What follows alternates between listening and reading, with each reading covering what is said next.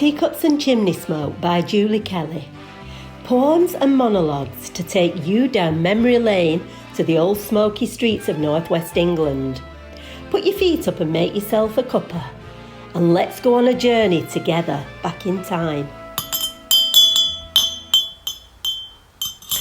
Going doctors. Some folk were allus down with bad chests and coughs. It's no wonder really we all chimney smoke the hat breathing. Well, it kept doctors busy. Our doctors were in a right big house. I think a family must have lived there once, but that's where our doctors were anyway. As a child, everything looks big, doesn't it? There were big heavy bottle green wooden doors that took all your strength to open when you went to doctors. I don't know what it were, but anything to do with health always had bottle green doors. Maybe it was the only paint they could get hold of then. Well, when you did manage to open the door, you had to look twice to make sure it hadn't gone over a cat because it squeaked that loud. Well, once you were in through squeaky doors, you came into a massive waiting room with high ceilings. Oh, it were right posh and grand. In the middle were a circle of brown shiny wooden chairs. On the seat part of every one were a shell. It were carved into wood. That's where you sat and waited your turn. Them chairs were shiny. You could comb your hair in reflection. Some did made it their life's work to get 'em that shiny. For next day anyway. There were no appointments then. No having to wait 4 weeks when you were poorly. You just walked in, sat down and waited. It were funny how we all had it figured out then. We'd turn to the man or woman next to you and you'd just say, "Excuse me, are you before me?" Then a voice from over the room would come back and say, "I'm after him, I think you're after me." It were marvellous when we could think for ourselves. Then after a bit a woman with a white coat had come out, or sometimes even the doctor himself. Next, that's how it worked. My doctor were a Scotch fella, a bit stern in his way, but he were a good doctor. He allus smelled of cigars and whiskey though. In fact, he always kept a bottle in the drawer of his desk. I know, 'cause I saw it a few times. But he were there when you needed out. Not like today, when you can't even get an appointment for 6 months. I remember once when I were little being laid up on the settee at my gran's. That were in the front room. Nobody ever went in the front room except doctor or posh folk. Well, it were New Year's Eve, or Hogmanay for the Scotch.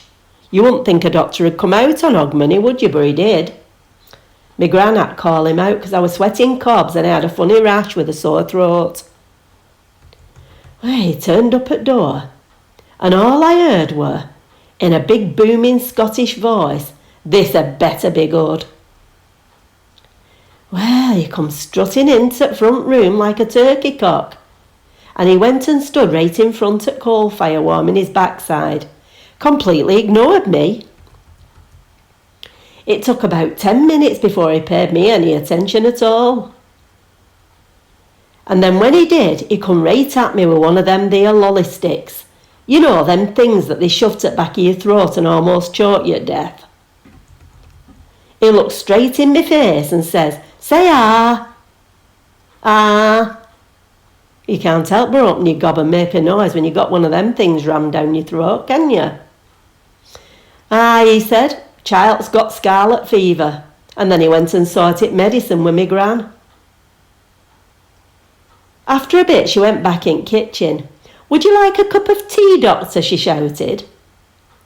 It's funny really, my gran always seemed to talk posh when doctor come. Other than that she were common as muck. Well, you think she'd asked him to stand under the guillotine. Tea, what kind of pith is that?" he said. "Tea? Oh well, maybe a tot of whiskey then to warm you up." "Now there's talking," he said, and went back to warming his backside. Well, even though his manner were brusque, all women thought world of him. See, on our street lots of women had something called bockle. I never knew what it were except it were red and allus come in a clear glass bottle. But no matter what weather were like, Sunny, rain, hailstone, or you could have been knee-deep in snow. My gran'd be there at doctor's surgery as soon as Bock'll run out. She'd be there for a new one. Now, if doctors were short, she'd shove a note under the door telling him she'd need a new one.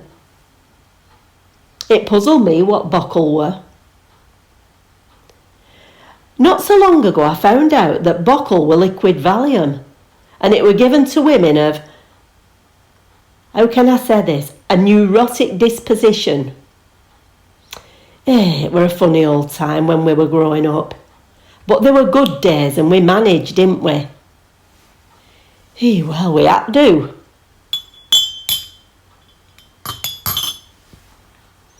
Well, I'll crack on.